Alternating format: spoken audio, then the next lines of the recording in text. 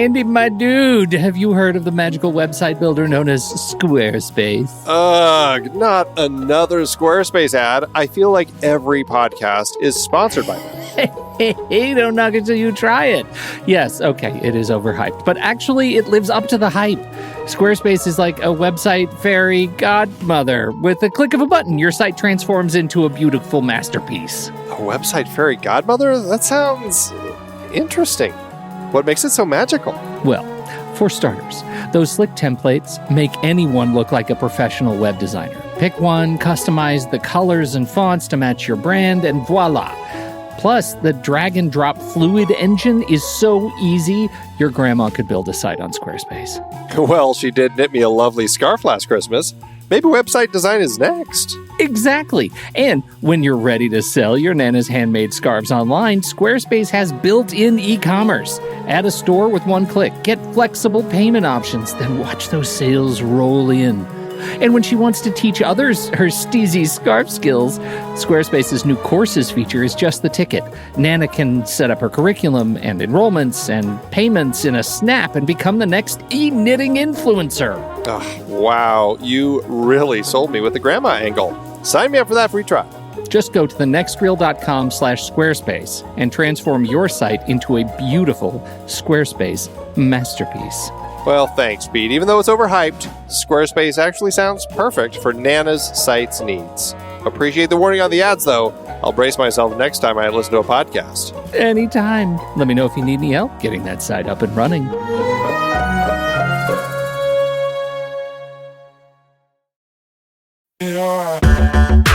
Andy, can you believe we've almost hit 700 episodes of The Next Reel? I know, it's crazy. And with all the other episodes in our family of podcasts, we are well over 1,200 episodes of movie conversation. It's really pretty amazing that we've gotten to have these in-depth movie chats every week for over a decade now. And we couldn't have done it without our loyal community of film fans.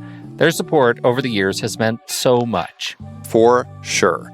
That reminds me, we should give the merch store a shout out. Buying shirts from thenextreel.com/merch is a great way listeners can continue to support the show. Plus, they get to sport our great designs. Absolutely. I think sometimes folks forget we have a variety of shirts, mugs, phone cases, and more available. In fact, a great place to start is with a shirt sporting the Next Reel's logo. We also have that classic Fast Times Spicoli Surf School tee, or the weirdly popular Rusty's European Tour shirt. The one from National Lampoon's European Vacation. Why is that so popular? Search me, but we have sold a ridiculous number of those. I guess there are a lot of Rustys taking trips to Europe? We're always adding new designs based on movies we've covered, like our brand new design for a streetcar named Desire, featuring a streetcar named Desire. So if you want to rep your love of TNR and films, head to thenextreel.com/merch. Every purchase helps us continue to have these weekly in-depth conversations. So visit thenextreel.com/merch today. And as always, thanks for listening and being a part of the Next Reel community. We've got lots more great movie chats coming your way. I'm Pete Wright. And I'm Andy Nelson. Welcome to the Next Reel. When the movie ends, our conversation begins. In the Heart of the Sea is over. It's time to gather up your lance, mateys. How does one come to know the sea's dark secrets?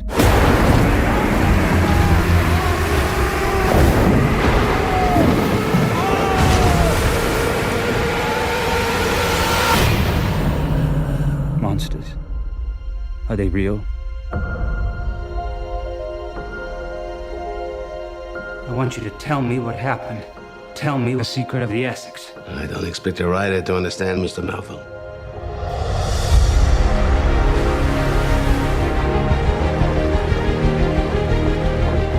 Promise me to come back. I'll come back as quick as a summer's night, I swear. Normally, a captain gets to choose his first mate. An experience, Captain, yes. Centuries before, sailors feared sailing off the edge of the earth. All hands on deck!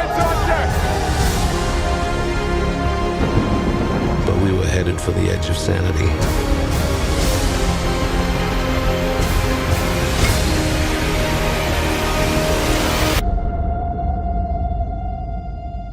I believe you have seen things no one else has seen. Andy, we're talking about In the Heart of the Sea. We are, yes. Today. And I think it's important before we get started to know that, to tell the people that if they watch this movie and they think, God, you're telling me this is a movie where I could go to the pretty spot? And they wonder, where is the pretty spot? Where would they go to find out? The best place they could go is to head to thenextreel.com/Discord, and they could join all of us talking about movies over in our Discord chat groups and get in on all sorts of conversations about aquatic killers, about pretty spots, about the pretty spots. Any movie related and entertainment related topic you could probably talk about, and even more. Mommy, I want to go to the pretty spot. Yeah. All right. So what were we talking about again? thenextreel.com/Discord. Well done. Well done. And now to see. This movie, Andy, Aquatic Killers. This movie, I don't know that I would have put this movie in the Aquatic Killers category because it aspires. I'm going to go with that. It aspires to be more than an Aquatic Killers movie. And so I start with that position, wondering if, in fact, the movie transcends Aquatic Killers at all, or if it's really just a glorified B movie with a big whale. I can't help but feel that Ron Howard would have been better served if he just really pushed it to be a straight up Aquatic Killers monster movie. Like, I can't help but feel like the movie would have been better if that's what he did with it. I appreciated it's loosely based on a true story about the disastrous voyage of the whaling ship, the Essex, back in the 1800s. But it definitely, I will say, there's definitely an aquatic killer. And I would also say that man is quite the aquatic killer also. Like, I think man actually potentially is more of a killer in this movie than the sperm whale. Oh, decidedly more of a killer. And kills each other and himself, and there's just a lot of man killing going on, and really the whale is sort of Superman in this story. He's just trying to defend his place. I will say, I think it's funny that we have now seen several boats, and I guess it becomes a trope in aquatic killer movies when you're in the water, and what are people doing in the water? Well, generally they're going to be on a boat of some sort, and so it's inevitably you have the aquatic killers doing something to tip them over and knock them over, because we saw that right out of the gate in Tentacles. That happened there. We saw that in Piranha, when the piranha eat all those strands of the boat and the little raft, and it falls apart. We saw that in Anaconda. We did see at the beginning when the anaconda jumps in and kind of destroys the boat, like smacking into the bottom and everything. In Lake Placid, the crocodile flips the boat when they're I think it's a canoe when they're out there. It's hard flip. It's definitely something that you get quite a bit in these movies. Well, in this, you actually have whale bowling the boats. At one point, the little boats, they're all lined up, and the whale waiting for that strike. It's whale bowling. So I think we have to ask the question, now that we've added yet another aquatic killer to the list, where does the crazy sperm whale line up in our list of fears around aquatic killers? We started with the octopus, as you mentioned, then piranha, then anaconda, then monster crocodile, and now sperm whale. How scared are you? I feel like sperm whale is not at the top of my list. I mean, I certainly, of the whales, it's definitely up there as far as one that I'm less comfortable to be around if I happen to be in the water next to a sperm whale than, say, a blue whale or a humpback whale. I'd feel certainly more comfortable with those. Or a killer whale I would feel less comfortable with. But I think if I were at that point where I was in the ocean like that next to a sperm whale, my big concern would be drowning. That would probably be the greater concern. I feel like crocodile, I still, at this point, I'm going to put up at the top of my list. It's just the idea of those jaws clamping on you and pulling you under and twisting you around and gobbling you up. I think that's still right at this point at the top of my list. So the thing about sperm whales, when I look at they're big They're large creatures, right? I get it. They're weird shaped. Why would they be shaped the way they are? It's bizarre. Their jaw always seems oddly small to me when I look at their jaw. Like it would just snap right off. You open up their mouth and it would just snap under. Yeah. But they're like they strike me as like blue whales, like they're gentle giants. Of course, these are sperm whales. They eat big deep sea creatures. I was wondering, like, what do sperm whales eat? They eat squid and sharks and skates and fish, and so they eat meat. They eat swimming meat, but they also spend most of their time very deep underwater. And nowhere on that list is man. They don't eat a lot of humans. But is that because they're around squid and all these other things more than humans? Yes, if we were also deep sea dwellers, I think we might be more of a target. But the other piece, the reason that makes whales completely non-threatening to me is because the entire reason the whale was threatening is because we are such asshats to whales in this movie. That is why they're a threat, because of things that we have done to the whales and are doing to the whales. And it's terrible. It's terrible that the hero moments of this movie are all built around killing the whales. And I get it. I get the culture and the time. It's fine. But when you look at the whale, like it really is just Superman for its underwater Krypton. It's more like Liam Neeson, right? You're gonna threaten its wife and child. Yes. He's gonna come after you. Like that's really what the sperm whale is. This is a whale with a special set of skills, Andy. I think you are exactly right. That is exactly. And heretofore, it should be called Liam the sperm whale. I think for the rest of this conversation, we will call it Liam. Most certainly, Liam the sperm whale. So you want to talk a little bit about sperm whales? Did you find anything that makes them more threatening than maybe I'm? I mean, they are certainly a kind of a randomly aggressive whale species. Like they will at times, if you are boating out there, sometimes it doesn't need to be protecting you don't have to come up against its family for it to kind of freak out. Sometimes they do just attack boats because they can be a little aggressive. So there is that. But generally, you're not going to probably run into them too much. They do generally get to be about 65.5 feet or 20 meters. That's generally the largest they grow. There are accounts of 100-foot sperm whales, but they've never been verified. It's just like the fish that, the one that got away, that whole thing. From the actual stories of the people who were on the Essex, because, they kind of gauged it based off of the size of its boat, which was an 88-foot ship. They said that after the whale rammed their boat the first time, it surfaced, and it looked to be almost as long as the boat. So they estimated to be actually about 85 feet long. So again, hard to say.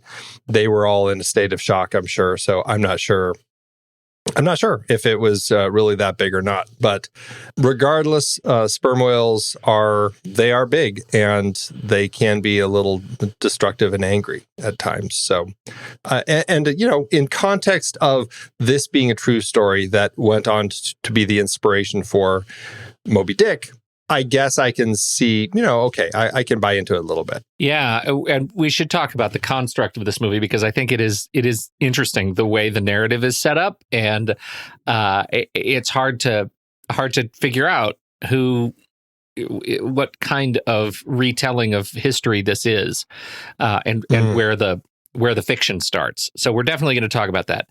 Weirdly, though, this movie is kind of my sort of adventure, right? Like normally, impossible odds, creature feature, man versus nature, man versus himself. I'm sort of puzzled why it didn't get more attention, and it didn't get more attention from me. Like I saw the trailer, I knew the movie was coming. I didn't see it. This was my first time with this movie. It probably was a trailer pick when we were talking about trailers at one point, because it seems like the sort of thing we would have talked about. It totally looks like the sort of film that would be up my alley as well. I mean, I love Moby Dick. Moby Dick, I think, Moby Dick. I was trying to get that accent right, Liam. Like all the actors in the movie. I was really working on Liam by Herman Melville. I love the book, and I was really curious about this movie. And then I think it was just when it came out, you just hear people talking about it, and it just was like, okay, maybe I don't need to rush out to watch this one. Right. So I think that's what happened, which is a shame. But then when you watch it, you're like, nah, okay, it does. I mean, Ron Howard has been around for a very long time making Hollywood projects, and there are times where it feels very Hollywood, and it fits in with what he does, I think, to that extent. I just feel like there have been certain periods in his life where he's excelled at making the quote Hollywood movie, and I don't think in this particular case he was excelling. And it's not like his direction was bad. I just think the script was it just didn't engage for me. I just found the script to be doing exactly what they all felt like a Hollywood script probably needed to do, and because of that, it just I think this is probably why I didn't see it at the time, and now that I've seen it, I'm like, yeah, it's because it doesn't engage me. I think that's curious. Ron Howard, I do think Ron Howard is, in many ways, an exceptional filmmaker, and I think he knows. This is going to sound really trite, but he knows how to do what he knows how to do, right? Like he has a certain role that he fits in the industry, and his movies, when they land so hard, right? I mean, he can really get that emotional connection and make it taut, and sometimes he doesn't. And this movie, for me, there were so many things about this movie.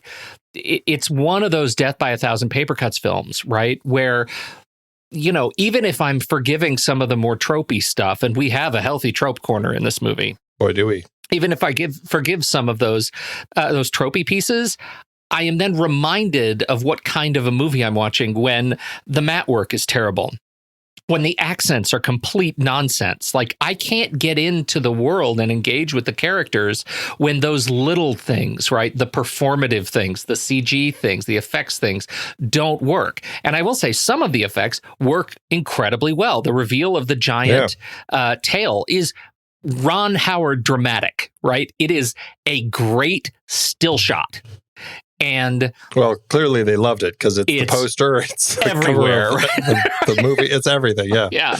And yet, so many of those shots, those hero moments really do land, right? I already made fun of the bowling whale thing, but that is a great sense of fantasy sort of scale in CG work.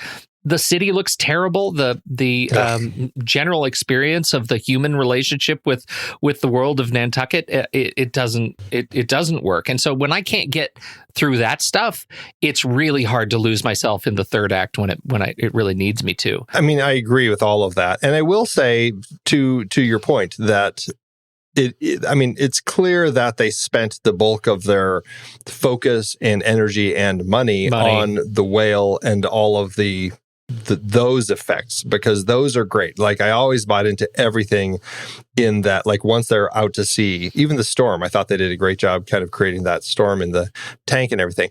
I just felt like by the time we hit just everything in the beginning, and then when we come back to it at the end, I'm just like, why do I feel like, this is just terrible CG work that they put together in that. And I just felt like they just weren't putting the money into that part of it. It's just one of those things. They made choices. They clearly had, it's a man versus whale movie. So they're going to put their money into that part of it. It's just, it's rough when you have to start with such bad CG work. You're like, what am I looking at here? Like, these are like worse than, painted mats that they were doing back in the early days of film. And they're things that we know how to do. It's not like we're trying to it's not like we're sending, I don't know, the Apollo 13 to space. Like, we're not doing those sorts of things for the first time. Like, we actually know how to make a cityscape. We know how to make great smoke. Yeah. We know how to line those up. We know a lot about water. We can make a coastline. I struggled with it. You know what I think is harder than that, though, clearly, is the Massachusetts accent. Apparently, this film has now found the hardest accent to get actors to be able to pull off. Yep. Like, I don't think there was a single person in this film who was able to pull off the accent, and it was just all over the place, and it was so frustrating because I was like, what are they like, is he speaking Australian or is he trying to do it like an American? And no, there's a little Massachusetts twang in there, but I was just it was just rough all the time. There's a wonderful piece in New York Times in the style section of New York Times. It's called "How Should Black People Sound," and it's a story of like figuring out accent work for underrepresented communities when we have people from Nigeria who are being coached by white people who don't speak their native tongue, and so it has nothing to do with like the Boston accent, but I love this passage in particular. Accent work can be startling. Think Robert De Niro in Cape Fear, or confusing, Keanu Reeves in Dracula, or goofy, Nicolas Cage in Con Air, or inexplicable, John Voight in Anaconda. It can also be head-shakingly offensive and a self-sustaining fountain of cultural incompetence. And I think on that one, they nail it. Right? 100%. 100%. This movie is such nonsense. And if you don't think that accents matter and you've never seen this movie, watch it and tell me you aren't laughing at most scenes where humans speak in the movie. It is, I cannot let it, it's nails on a chalkboard bad when they try and miss it so many times. If they hadn't tried at all, it would have been a better experience. It was one of those where I kept asking myself, because I kept writing notes, and it's like every half page that I was writing my notes, it was once again, wow, these accents are terrible. And I just kept thinking they would have just served themselves better if they just had everybody just do a generic American accent, or even just their original accents or something, just like, why try at that point? Because it was just sounding terrible. Do you know what I found myself longing for? The other Chris. They tell you they tell you in the Coast Guard, Andy, they tell you got to go out. They don't tell you got to go back in. Right? He did okay. As much nonsense as everybody thinks of that movie, which I think it's better than most people think, the accents actually were pretty darn good. That's the finest hour. The finest hours. That is what I'm talking about. Yes. Chris Pine. Yes. Yep. So, okay, where do you stand on Ronnie Howard in terms of his filmography? Do you feel like you're up to speed? I'm really close. I mean, I was looking through his filmography because I felt like gosh, it's been a while since I've really watched a Ron Howard movie, because I felt like he kind of dropped off the radar, or just the quality of stuff he was doing wasn't what I was wanting to watch. And then I was like, oh right, he did the Da Vinci Code trilogy. I forgot. I've seen all of those. The most recent of which was after this. It was Inferno, which was 2016. So it was right after this one. So I only missed Rush, which was his first time working with Chris Hemsworth right before this. I missed The Dilemma, which I maybe feel good about having missed. That one, I looked at it, I'm like, what is this one?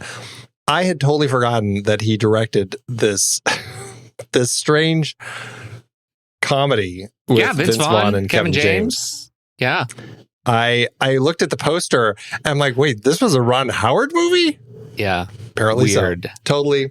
Totally missed that. So I haven't seen that. And then his very first two films, I think I missed those. It was Grand Theft Auto and Night Shift. Although I feel like I've seen part of Night Shift. I might have seen the full thing. I just can't remember. Night Shift, that was Henry Winkler, was that? Yeah, and Shelley Long, I think. Shelley Long, yeah. And Michael Keaton. Yeah, I've seen that. I've seen Night Shift, and it was a fine comedy. I'm actually with you. I've seen almost all of them. I did not see see Dilemma. I haven't seen a lot of the TV things like Take 5. I loved movies like Frost Nixon. I really loved A Beautiful Mind. I think I need to watch it again. I think it holds up. Loved Ransom. I thought that was great. Apologies for Mel Gibson. The Paper is a favorite. I love it. It's a great, fun sort of fantasy newsroom. I also think he did the Beatles documentary in 2016 that was quite good. He is a fan, and I thought that was great. I actually think Solo aged well, and especially in light of the final trilogy. I think, and I don't think I'm alone. A lot of people revisiting Solo and like, you know what, it actually came out okay. Yeah, right. Based on the Dan Brown adaptations, I look at some of the stuff that has been announced that he's going to be directing, or one in particular that stuns me, and that is Seven Eves, which is it is easily the most audacious adaptation that he will have ever done. It is based on a Neil Stephenson book that was extraordinarily big, and I don't know how the Ron Howard treatment is going to do for a book like that. And the reason I bring that up is because I kind of feel like that's what we have here in terms of the adaptation of the original book. So when you talk about a great big story like this man versus nature story, what do you know about the original work and the story of the Essex and how well this movie actually tells that story? Well, I mean, it is based on the book of the same name written by Nathaniel Philbrick from 2000. And he had actually pulled a lot of information from the actual writings that some of these different people involved in the this incident with the whale and the getting stranded at sea, all that sort of stuff. I think it was like the film, it was Nickerson that he largely pulled from, but also Owen Chase, he actually also published a book about what happened. And so he pulled some information from both of those. And I want to say that, was it the captain also wrote something? I can't remember. But anyway, he got a lot of information from a lot of different sources. And in context of Hollywood writing scripts, I just felt like they made a lot of choices in the writing of the script that just felt like such Hollywood story changes that I'm like, did they need to do that? Like making him like it was emphasized over and over in the film that Chase, he's I don't know what you call him, a landlubber basically, right? He wasn't born on the sea like Pollard and his family line and all that. Whereas that's completely fabricated. They just wanted to kind of build that in to kind of create this more antagonistic relationship between him and the captain. Likewise, the captain, wow, I mean, they really emphasize in the film that he's not skilled at all and he's only getting the job because he is from the right family, a whaling family. And this was definitely the time where a name really would bring stuff in like that. That was also completely fabricated. He was very much a guy who had worked on this very boat a lot and had all the skills needed to be captain. And it was definitely something that he justly deserved. Also, I think that they overemphasize the antagonistic relationship between Pollard and Chase and the fact that Pollard tells his crew to just go off into this storm and it's just this ridiculous thing that he does and only Chase can save the day by climbing up onto the masts and cutting the lines and all that stuff that just seemed so Hollywood the way that it was constructed. He's a real monkey acrobat, that Chase. Well, I was like, well, this is why Hemsworth is in the movie. Yeah. He wants to have a chance to do those heroic things, of course, but and, I think there were a lot of things between the different characters. Like Chase, at the end of the film, kind of has a change of heart, and he doesn't want to go whaling, and he quits so that he can just be a merchant captain and just sail along the coasts and be a family man, which is completely not true. He is really the one who was a whaler at heart, and by the end of the film, it talks about how it's Pollard who is the one who goes back out, but really Chase is the one who's like very driven to kind of keep pursuing this whale, and so they really change a lot to make all of this happen. And of course, even with the whale, they changed stuff there. I mean, it certainly didn't seem like it struck the ship with just one blow, and that was pretty much it. But I mean, a lot of it is true. Oh, and another thing that I thought was really interesting, because I mean, we dip into cannibalism in this film. as all these people everybody's on the getting boat. eaten. Everybody's getting It's a eaten. real And it's not just buffet. waiting for them to die. It's like, okay, let's kill this guy, eat him. Right. There's quite a bit of that. But apparently, because they make a big deal about that and how distraught Nickerson is as an older man telling his story to the young Herman Melville about how awful it was and all this sort of stuff, when in reality, the idea of cannibalism at this particular point in time, particularly in a community like this, like an actual whaling community, is that the people actually, it was part of a seafaring life, because if you get stuck, that's what you do to survive. And so it really just said that there really wasn't a particular social stigma in communities that were tied as closely to the sea as Nantucket was. So I thought that was very interesting. Well, and you even get that scene where they've drawn straws and the captain draws the short straw, and it was his cousin. Who essentially is the "no, eat me" scene, and then we have the great Catelyn Stark, the white Mrs. Nickerson, played by the wonderful Michelle Fairley, who says, who jumps in on that line as we're back in the present and says, "Wait, you ate each other? I would have loved you even more." Right? I'm just exhausted by these emotional beats at the end. Like, it's just too much. Once they get home, it just feels like I just need this movie to wrap up. Yeah. Like it feels like it climaxes in the middle. That was another frustration I had. And, it's hard when you're doing these based on true stories. And again, this might be why Ron Howard might have just been better to take all this information and make a creature feature out of it, because it feels like, okay, we've got this, and now we still have half a movie to go of these guys stuck on boats, and it just really plods along for that second half. And I mean, the whale's still there and bothering them and stuff, but it just seems like it's taken forever. And then by the time they get back to Nantucket, and you've got that whole thing of, are they going to admit what happened, that it was a whale and all this sort of stuff. And it was written with such, purposeful and dramatic kind of that Hollywood bigness of chasing. I'm going to tell the truth, Pollard, you better tell the truth too. And Pollard's dad is saying, don't you tell the truth or you're going to destroy our industry. And of course, it just plays out just like Hollywood wants it to. Yeah. But knowing that, I mean, just reading about this, it's just like this was a community that was used to these stories. And both Pollard and Chase were like thrilled to tell this story. And we're always talking about it. And it was just one of those things. And I think that the movie way over dramatizes it. And by the time you get to the end, it's just like, just end this movie already.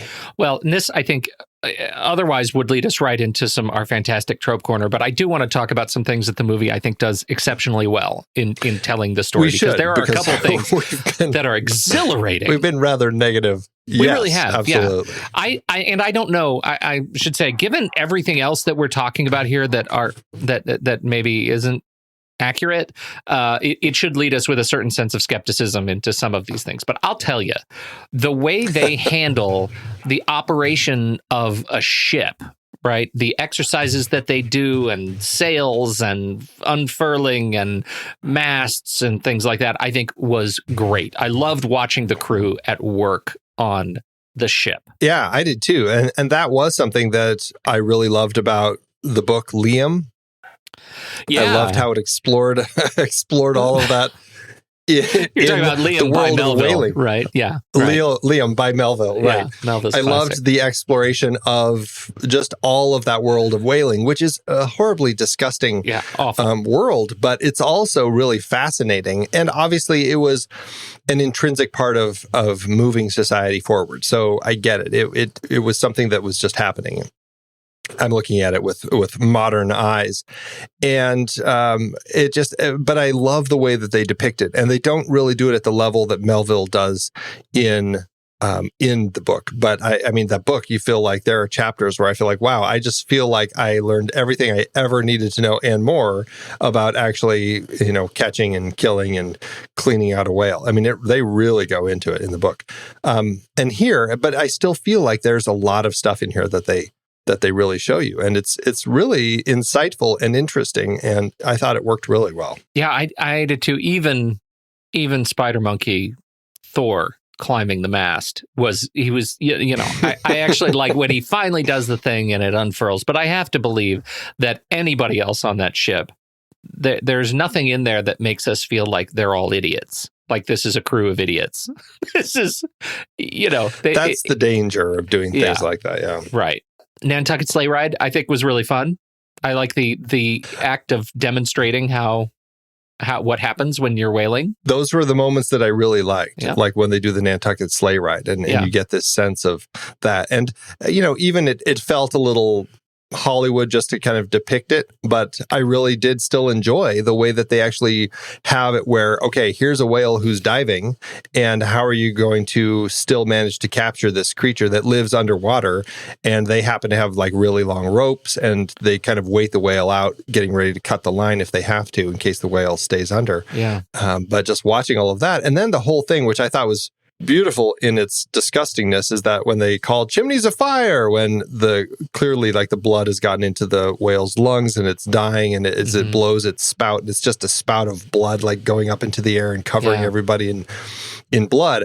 I thought that was actually a really interesting and beautiful in its kind of depiction of the horrors of whaling, but really interesting. I will say I was frustrated with the film depicting all of that with very much modern sensibilities. And I don't know if they should have. Like, you cut to Tom Holland as he gets sprayed with the blood for the first time, and he just is like in horror. And I just couldn't help but feeling like, would they have been feeling that way back then, or would they have been super excited? And I don't know. I felt it was too modern. I agree with that. And I think that the challenge there is that they've already set up Tom Holland's character, young Nickerson, as being an orphan without a job, right? He's an orphan at work on a whaling ship and in a struggling economy. And I just don't think he would be that horrified. Besides, by giving him that moment, that hero grief moment, so early in the film, it really detracts from the moment later when Chase does not throw the giant spear at the whale, where everybody's yelling, throw the spear. But for some reason, he has that bit of connection with the whale and decides, I know I see you, Kal-El. I'm not going to throw my spear at you. Right? Like there is that moment of like experience that I think is made stronger if we don't get the feeling that everybody else is having a hard time with their job. Yeah. So. Yeah. Although it did make me really want to I was very curious that they had that moment where they're really showing the whaling, and here he is now having to crawl inside a whale's brain just to scoop out all the gold, as they call it, just those the good bits inside that it's like the extra juicy stuff they just can't get out otherwise with their buckets. It was gross, but I get it, and I do actually love that they brought in the moment where we have, I hear they found oil in the ground. Can you imagine? I thought that was really great. I thought there were some really great pieces to that. So I wanted him, when he was crawling inside, to just say, and I thought they smelled bad on the outside. Yeah.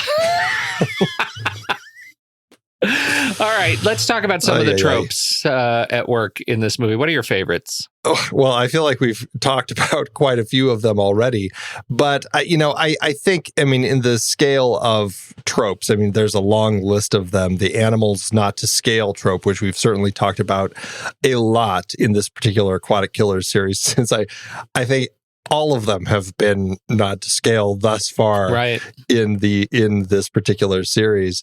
But you've got the whole thing about it's not my fault, it's never my fault trope, right? With the whole battle after the storm, it's not my fault, it's not my fault. That whole battle that they have, things like that.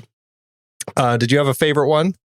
Well, the drift apart at sea was fun for me, because they literally are in boats drifting apart, and the way and they have had falling out in their relationship, and the drift apart was cemented. Ronnie wanted us to know that these two people were drifting apart, And I thought that was great. But even better was the animal curb stomp fight where the whale beats the ship in like a minute. They're just destroyed. Toast. It is toast. And it is very tropey, great trope. Also a great effect sequence. I think they actually, they destroy the boat, I think, compellingly, and it looks great. And, to your earlier point, it sets the massive kind of effects climax way too early in the movie and leaves us with a life of Pi for the entire last half. Yeah, right. I just also have to say, possibly my favorite trope, which apparently actually happened, is that you have the outrun the fireball trope in this. You have the shot underwater of Chase, our hero. He dove into the Essex as it was sinking to get some navigation equipment out of the boat, but had to get back out before the boat blew up because all the melted down blubber was catching fire and the whole ship was about to blow. And of course, he dives underwater just as it explodes over him. But apparently it really did happen by the ship's steward. So there you go. The ship's steward was, they should have given it. Should have been about the ship's steward. The whole thing should have been about that. We've already talked about the hero antagonist, which is the whale, Kal-El, Liam, who is actually protecting his family. We've got the historical hero upgrade and the historical villain upgrade. We've talked about both of those elements. And of course, we have the jerk with a heart of gold. And it's just... We do, his cousin, right? Yeah, he's just terrible, but he does get the eat me moment at the end and sacrifices his life. He does. Yeah. Yeah, tvtropes.org. They are a great source of finding all the tropes you could ever want and more. This page is really long. There's a lot. There are so many. There are a lot. Yeah, There is one that actually bugs me, and I'm only bringing it up because I've been thinking about Jaws and Michael Caine, is the super persistent predator. So do we have a sense of whether or not sperm whales are known to track their prey across the sea? I can't... I can't help but feel like there's this old joke that I heard when I was a kid, which always cracked me up. It's there's this farmer on this little tiny scooter and this guy in this really nice new truck. And he kind of looks at this farmer and his scooter is like, oh, that thing's can't go very fast. And as they both start leaving at the same time, the guy at the truck gets in and he starts driving. And then all of a sudden the farmer on his little scooter goes zipping past him. And he's like, what the heck? And so he goes faster. And then the farmer goes zipping past him again. And he goes faster and the farmer zips past him. And so finally he stops and he asks the farmer, he's like, how do you go so fast on that thing? And the farmer's like, well, my suspenders got caught in your door. Terrible joke. But it does make me think maybe this whale was stuck on a rope attached to the boat all this time. It just couldn't get free. And all it was trying to do was, I just need to get this rope off of me. You just fixed the movie. That was it. That's all I needed. In the heart of the sea, 5 stars and a heart. It is ridiculous by the end that this giant whale is still tracking their boat on the surface of the sea. I feel like that is one of those things. And then when we talk about the framing device of this movie, where we're telling the story of Herman Melville in our movie present, and then Melville acknowledges in his final words, yeah, I'm going to take some of this stuff, but I'm going to make a lot of it up. That it turns out I'm sitting there questioning the value of me spending my time with the Essex. Why not just make Moby Dick? Like, I don't get the point of Melville being in this movie at all. It's a framing device that doesn't pay off at the end. And it was a frustrating framing device. I was really irritated when it's Nickerson's story. We have him start talking about this, and he doesn't want to do it. He finally is convinced because of the money and they're broke and all this stuff, yada, yada. Just a bunch of this silly backstory for your framing device. Which is like, do we need a backstory for our framing device? It was very frustrating. But the thing that really irritated me was that as soon as he starts talking, he's like dipping into Chase's like past, like okay, Chase, his wife, and his wife's pregnant, and she's going to have a kid, and he's talking about, oh, it's going to be a little boy. Oh, I think it's going to be a girl. And, all that stuff that they're doing. And I'm like, why would Nickerson know any of this? And so I get really frustrated with these framing devices when it's just like, there's no reason that he would be telling that part of the story stuff in the first place. Yeah, it just doesn't make any sense. So that was frustrating. And so to that end, I didn't need to have this framing device built in at all. I mean, I'm fine with the story of the Essex. I think it's an interesting enough story, even if I just don't think it was scripted as well as it could have been here. The framing device, it just like, I'd rather just, have the whole movie. And then at the end, you have Melville sitting in a chair and he's reading the paper and goes, and strokes his chin. I mean, maybe that's all we get. But Melville is played by Edward Snowden. It's a really important kind of callback. I actually like that. It was a good excuse to get Brendan Gleeson in here, and how delightful to have back-to-back Gleeson creature films. Right. I know. I thought about that. I'm like, hey, he was just in Lake Placid. What a thrill. Yeah. I would rather that character have showed up in this movie, frankly. That would have been fine. More Twinkies. That what part of the scene. That would have been great. What else do you want to talk about? Should we talk about some of the cast? Let's. Is there any cast? We've talked about Chris Hemsworth. Benjamin Walker was an interesting actor as George Pollard. I guess some other options were Benedict Cumberbatch, Tom Hiddleston, or Henry Cavill, but Benjamin Walker got the role, and I thought he was actually pretty interesting. I don't think I'd seen anything he'd been in, but I enjoyed him. I did too. I thought he was a great sort of foil for our fair. Hemsworth, yeah. I thought he was great. He was in Flags of Our Fathers. So I have seen him. I just don't remember him at all in that one. Right. And don't forget Abraham Lincoln Vampire Hunter. He was actually Abraham Lincoln. I never saw. I know. I wanted to see that. I did. I actually really like him because I'm a big Jessica Jones fan, and so he was in Jessica Jones. Was he in season Geldon, 2 of Jessica Jones? He was only in season 1. No, season 3. He was in season 3. I'm getting my seasons mixed up. Then there's no reason. There's no reason you would see him from all. that movie. Yeah. But otherwise, I mean, I do enjoy the cast here. Cillian Murphy, Brendan Gleeson, you already mentioned, Ben Whishaw, Tom Holland before Spider-Man, which I thought was fun to see him working with Chris Hemsworth here. And, honestly, Tom Holland is the best accent in the movie, and he always is the best accent. Like, I think he is able to conjure accents across his movies, and he's only getting better. I enjoy seeing him. I enjoy him as Spider-Man, but I really do enjoy seeing him outside of that also. I think that he's an interesting actor to watch. So me too. What about behind the scenes? Any interesting bits with the kind of getting this made and the crew and stuff? Oh, I did find it interesting just as far as the backstory. Barry Levinson apparently started developing this back in 2000, and apparently something fell off there because 15 years later they finally get this thing made. Yeah, this would have been a different Barry Levinson movie.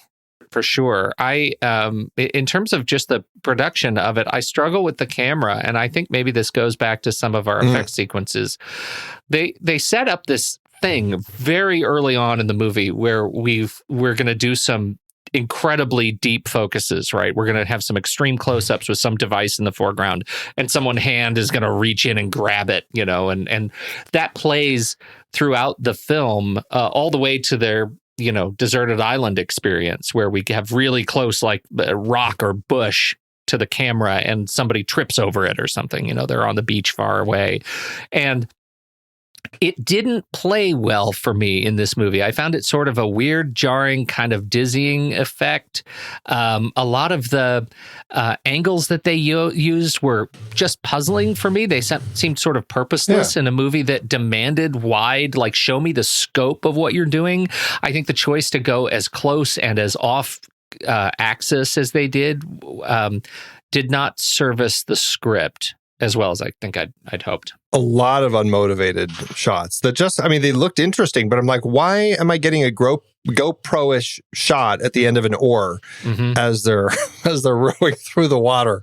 I don't get this, and so there was a lot of that throughout the film, and it did make it rather frustrating because I couldn't piece together why they chose to shoot it this way. I mean, he had worked with Ron Howard on Rush, and was before that a rather big Danny Boyle cinematographer.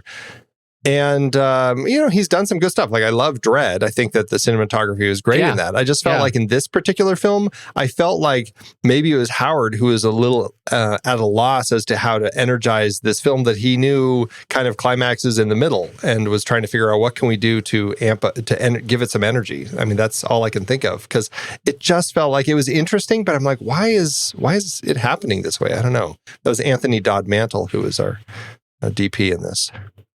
Yeah. Well. Yeah. Odd. Very odd. It did look great on the locations. They filmed a lot of this in the Canary Islands and off the Canary Islands over in Spain. And I'm assuming part of that is because it was a Spanish co-production. And I assume that's also why Roque Baños came on as the composer. Hans Zimmer is usually Ron Howard's go-to person. And I guess it sounds like they went to him, and I don't know if he was just busy or something, but he's the one who actually recommended Baños. So I don't know how that worked, but I did think it was nice to see Roque Baños doing some music for Ron Howard. And I think the score was great too. Does some great music. Yeah. Great really stuff. Lovely, really engaged. I thought it was great. Yep. When do we have in the Heart of the Sea 2? The whales return. Liam's Liam. It's about the calf. It'll be with Chase's child, who's now living in the Caribbean. And the whale's calf is now circumnavigated him. Yeah. And they're like, why is there a sperm whale here in the Caribbean? And why is that anaconda riding it? And why is Michael Caine in this movie? Where are we going with this? There was another version of this story, though. It was The Whale. It was a BBC One TV movie back in 2013. I didn't recognize any of the names. It looked like it also played on Animal Planet, so they might have been taking a little more realistic depiction of the story. Martin Sheen, he played Old Nickerson in it. So that's the only version of this story. But, I mean, Moby Dick is a pretty popular film. There have been enough versions of Moby Dick, not to mention films that take that Moby Dick idea of a Captain Ahab character who is just kind of has this need to pursue something, the uncatchable. Right. How to do it award season? Well, it wasn't a big one. It just, so many things speak to where this film settles. It did have one win, though, and 5 other nominations. The one win was at the Heartland Film Festival, I think. They won for Truly Moving Picture, but so did all the other 10 nominees. I don't know if this is just a place where they just give everyone, like, you win if you get nominated. Like, I don't know, but all right, participant. Exactly. All 11 nominees got an award for the Truly Moving Picture. So it's like, so it's one win. Okay, I think maybe there should be an asterisk on that one. The other nominations we had at the Teen Choice Awards, it was nominated for Choice Movie Action, which lost to Deadpool, which I think is funny for the Teen Choice Awards. But it's only the 18 and older ones who are voting on that one. I'm sure, Pete. I'm sure. Yeah. The Choice Movie Action, right. The Choice Movie Action actor Chris Hemsworth was nominated but lost to Dylan O'Brien in Maze Runner: The Scorched Trials. And the Choice Movie actress Charlotte Riley, who played old Nickerson's wife, she was nominated, which really surprised me that the teens would vote for her but she lost to Shailene Woodley in Allegiant. At the Visual Effects Society Awards, it was nominated for Outstanding Supporting Visual Effects in a Photoreal Feature, but lost to The Revenant, which I totally understand. And the Young Artist Awards, the Best Performance in a Feature Film for Supporting Young Actor aged 14 to 21, Tom Holland. He was nominated but lost to Forrest Goodluck, also in The Revenant. Also one I wouldn't argue with. Yeah. Wow. Yeah. Yeah, I guess that's that says a lot. But no Razzies. That's something. So that counts for something. Right. Sure. How to do at the box office.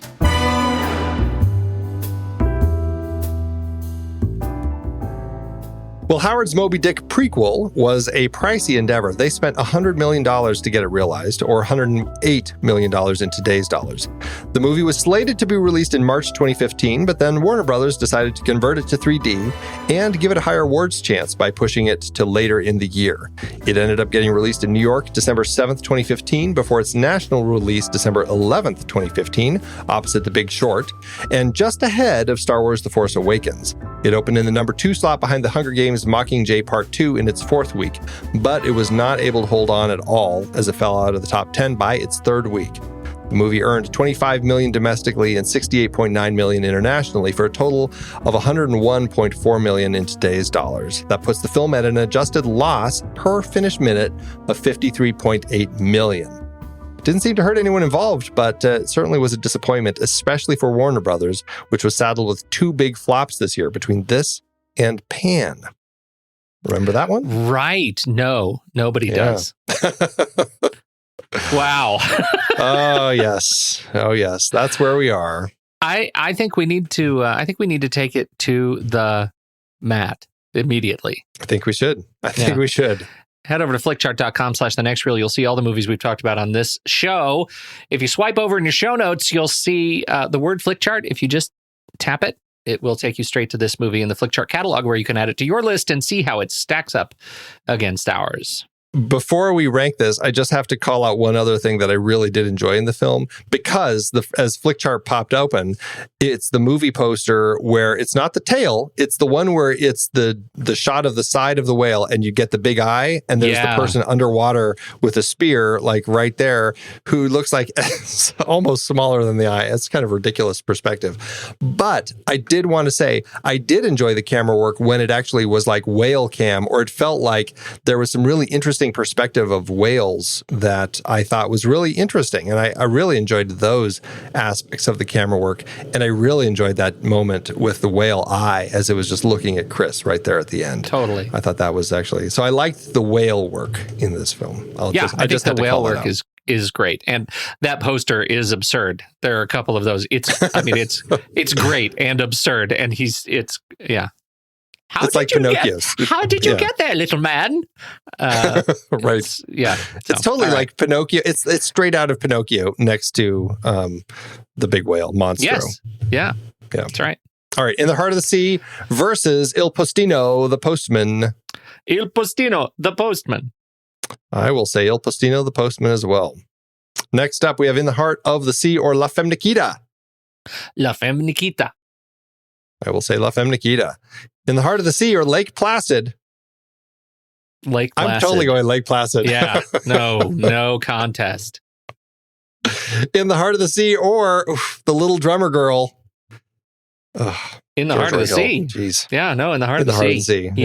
Easy. It still is an entertaining watch. In the Heart of the Sea or The Best Little Whorehouse in Texas. In the Heart of the Sea. I don't know. Dom DeLuise with that crazy hair. Oh, there is that courtroom dance scene. There's the courtroom dance scene. There are some scenes in that. I think I would actually pick that over In the Heart of the Sea. All right, let's do it. All right. One, two, three. Rock. Paper. Scissors. That was terrible. So Best Little Whorehouse in Texas takes it. In the Heart of the Sea or Windy and Lucy. Oh. I'm going to say Windy and Lucy. Sea. All right. Let's do it again. Here we go. One, two, three. Paper. Scissors. Okay. There we go. In the Heart of the Sea takes it. In the Heart of the Sea or Battle for the Planet of the Apes. I think you're Battle for the Planet of the Apes. I am. I am too. I would give it a lesser quality for sure, but still, it's more fun. In the Heart of the Sea or Rocky V. Rocky V. That's the one with the doofus kid that he's training, right? Street Fight. Yes, doofus. I'll say Rocky V though. It's Rocky V : the doofus. The doofus, totally. In the Heart of the Sea or the Danish Girl. Oh, the Danish Girl. The Danish Girl. Well, that puts In the Heart of the Sea in spot 439 on our flick chart. 439 out of 476, or an 8%. Wow. Well, it's lower than it landed on my list. What did it do on yours? Lower than it landed on my list as well. Over on my chart, it ended up at, if I can find it, it ended up in spot 2,386 out of 4,500, or a 47%. Mine came up against Rudolph the Red-Nosed Reindeer. What do you do with that? Pick Rudolph? That's what you do with that? I did. Good. That's what I did. Mine came up at 1,063 out of 1,473, and that's a 28%. It was hard. If I go by the algorithm over at letterboxd.com/thenextreel, this should be a 1.5 star film. I think I can give it more than that on the whale effects alone. Right. There's a lot going crazy in this movie, but it's at least a 2 star for me because of the whale effects. And I'm leaning toward 2.5 right in the middle. But I don't know. What about you? Convince me. Sway me. I don't know if I want to. I think that's probably fine. For me, I feel like I enjoyed it enough. Like, I think that there are problems left and right with this film, but all of the stuff at sea with the storm, the chase of the whales, all of that sort of stuff. I mean, it's entertaining, and I was entertained. All the stuff on the end really slowed things down quite a bit for me.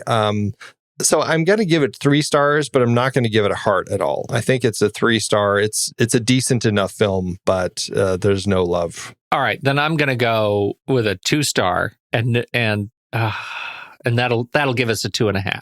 That'll give us 2.5 on the show. That and no heart from you? No, I don't think so. Yeah. It's not a movie I necessarily. I mean, it's enjoyable enough, but it's not a movie I'm going to go watch again. Like, I'm done. I'm finished with it. Right. I feel the same. So, I feel the same. All right. Yeah, and that's what I feel frustrating with Ron Howard, because I feel like so much of his output has turned into that. And it's just like, I feel like if there were more Apollo 13s, that type of work that Ron Howard is cranking out, I'd be much happier returning to his work. But I just feel like I watch these things and I'm like, well, I never need to see that one again. Well, it'll be interesting to see what happens with Hillbilly Elegy. I mean, it could be very funny. We're doing that on the film board next month. This month. This is already next month. This is next month, though, for crying out loud. Later this month. Later this month, Hillbilly Elegy opens on November 24th with Amy Adams and Glenn Close, and it looks like a hell of a movie. It looks like, I mean, it's not a big budget effects movie, but it just might get us back to some Ron Howard storytelling that we like. So, yeah, fingers crossed. Let's see. Fingers crossed. Well, next we're going to be wrapping up our Aquatic Killers series, sadly, but we're going to another mouthy underwater creature. This happens to be some alligators, quite a number of alligators. In fact, this is the Alexandra Aja's 2019 film Crawl, which features a woman and her father trapped in a house that is flooding during a Category 5 hurricane in Florida. And now there's all these alligators that are just everywhere. And it's a fun ride. So we're going to be talking about that to close everything out. I'm really nervous about this one, Andy, because now we might be coming face to face with a super predator, a swarm piranha of alligator like crocodiles. And this may be the hyper apex swarm predator that we've been scared of this whole time. This might be the reason we did this whole series.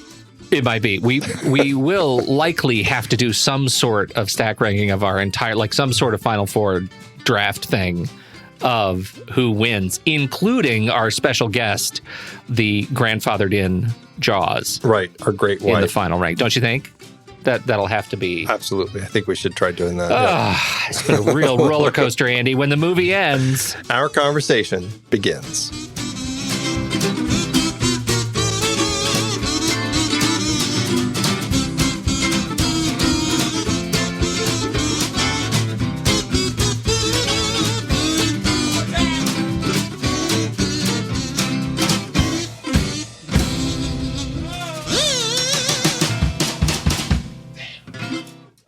Amazon giveth, Andrew.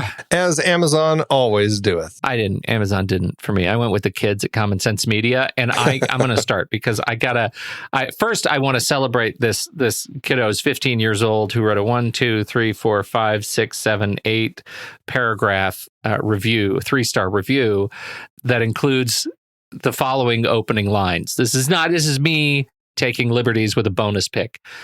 Ron Howard's new dramatic invention is so confusing and complex that falls short of making a quality product. How is it actually the movie as complete? Many ways to define this project can be used, although it become countless ways. Could be defined as the last work of the enigmatic director. Sorry. Wow. It goes on from there extensively. Again, 15 years old, I eat my hat. But I do have a 14-year-old who says in 4 lines what took us an hour and change to say. 3 stars, 14 years old. Title, Whaley Descent. In the Heart of the Sea is a decent old-school survival flick based on the novel. The action is great, the visual effects and cinematography is astounding, the performances are good, and the story is okay. The problem is that the film drags at times.